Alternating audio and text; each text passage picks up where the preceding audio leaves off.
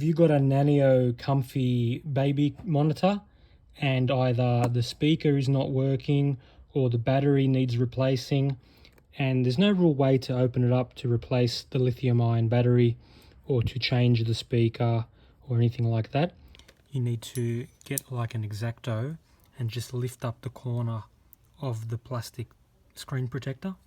Once you lift up the corner, you can get a bit of a sharp plastic non-scratch object like a bit of a credit card, and then just slide it around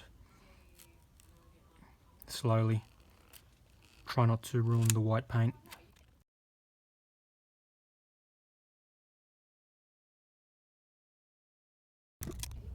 Then you've got your 4 screws. Once you take the 4 screws out, you can get to the circuit board and the battery, the speaker, all of that.